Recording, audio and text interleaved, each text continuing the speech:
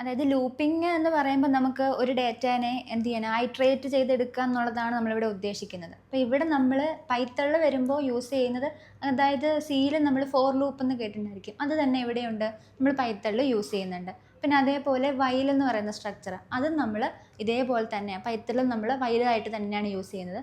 ഒരു ഡിഫറൻസ് എന്ന് പറഞ്ഞാൽ ഡു വൈൽ എന്ന് പറയുന്ന ഒരു കൺസെപ്റ്റ് പൈത്തണിൽ വരുന്നില്ല.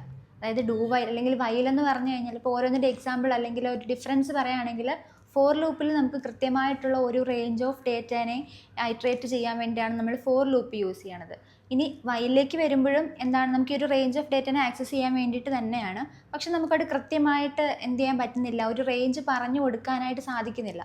എന്നാൽ ഒരു കണ്ടീഷൻ പറഞ്ഞു കൊടുത്ത് നമുക്ക് എന്ത് ചെയ്യാൻ പറ്റും, ആ ഒരു ലൂപ്പിനെ സ്റ്റോപ്പ് ചെയ്യിപ്പിക്കാൻ മാത്രമേ നമുക്ക് പറ്റുന്നുള്ളൂ. ഇത് കൃത്യമായ ഒരു റേഞ്ച് നമുക്ക് പ്രൊവൈഡ് ചെയ്യാൻ കഴിയാത്തപ്പോഴാണല്ലോ നമ്മൾ വൈൽ എന്ന് പറയുന്ന കൺസെപ്റ്റിലേക്ക് വരുന്നത്.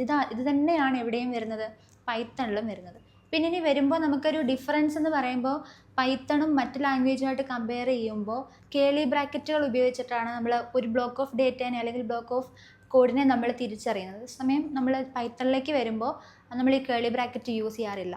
ഇവിടെ നമ്മൾ യൂസ് ചെയ്യുന്നത് ഇൻഡൻറ്റേഷൻ എന്ന് പറയുന്ന ഒരു ടേമാണ്. അതായത് സ്പേസ് വെച്ചിട്ടാണ് നമ്മൾ ഓരോ ബ്ലോക്കിനെയും തിരിച്ചറിയുന്നത്.